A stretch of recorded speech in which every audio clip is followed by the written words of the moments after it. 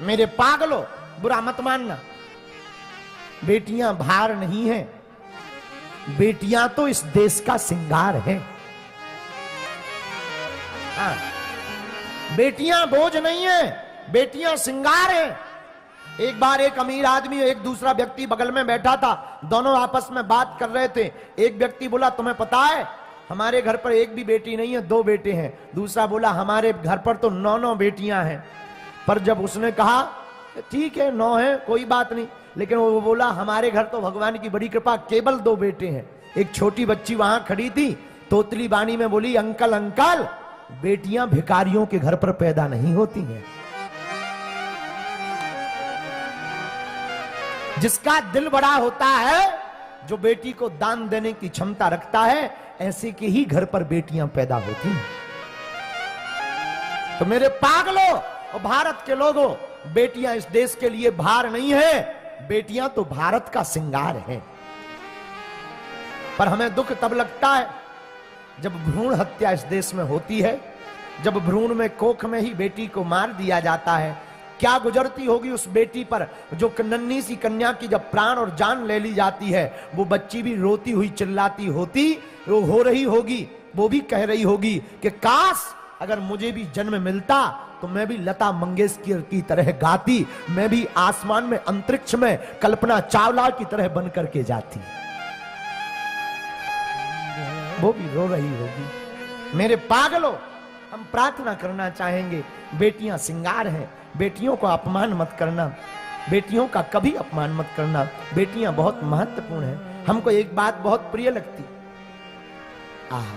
परम पूज्या हमारी बुआ जी, दीदी मां, वात्सल्य ग्राम की स्थापना करवाने वाली पूज्या दीदी रितंबरा दीदी जी। वो पहले दीदी जी थी, बाद में उनके नाम के संबोधन में दीदी मां लगा। तो एक दिन हमने सहज बस पूछा कि आपको मां क्यों कहते, तब तक किसी और ने हमको उत्तर दिया, बड़ा अद्भुत उत्तर था।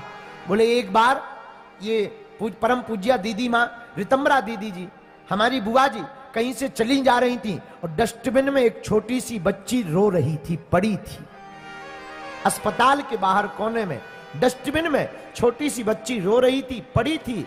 उन्होंने देखा, रोती हुई बच्ची को गले लगा लिया और उसी दिन उनके मन में प्रण आया, इस बच्ची का कोई नहीं है तो आज से मैं अनाथ बेटियों की मां हूं।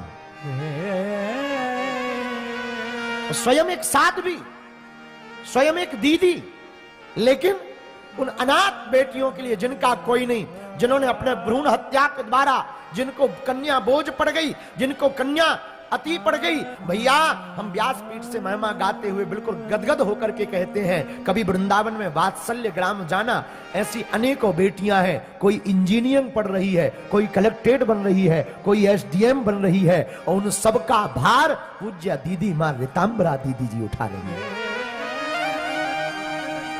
धन्य धन्य, कितनी अद्भुत बात। लेकिन हम प्रार्थना करना चाहेंगे भारत के नागरिकों और मेरे पागलों, हाथ जोड़ करके विनम्र प्रार्थना है, तुम बेटा और बेटियों में भेद मत करना।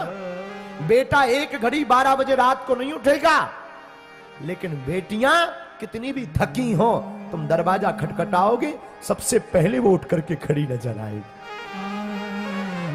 हम तो आंखों से देखते हैं, हम तो अनुभव वाले आदमी हैं, हमारे पास तो आती हैं बेटियां, विवाहित माताएं आती, बहनें आती, और वो जब चर्चा करती तो ससुराल पक्ष की तो चर्चा करती हैं, मायके के बारे में भी पूछती।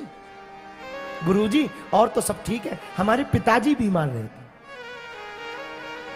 बेटों को इतनी फिक्र नहीं है, बेटों को फिक्र होती भी है तो ससुराल की होती है ज्यादातर, पर बेटियों को दोनों पक्ष की फिक्र होती है। हमने अपनी आंखों से देखा है, जब बहनें रक्षाबंधन पर जा नहीं पाती, रक्षाबंधन पर भाई को राखी नहीं बांध पाती, रक्षाबंधन पर जब खुशियों में सम्मिलित नहीं हो पाती, अपने मायके नहीं पहुंच पाती, तो बहनें राखी भेजने के लिए उतावली हो जाती और पड़ोस से जाने वाले किसी भी अंकल के घर जाकर के वो कह देती, हमारे भाई की कलाई सूनी ना रहे, हमारी भी राखी ले जाने। राखी भेज देती। बेटियां महान होती, भारत बेटियों से महान है, इसलिए हमारी प्रार्थना है कभी भी बेटियों को मत सताना, भ्रूण हत्या मत करना।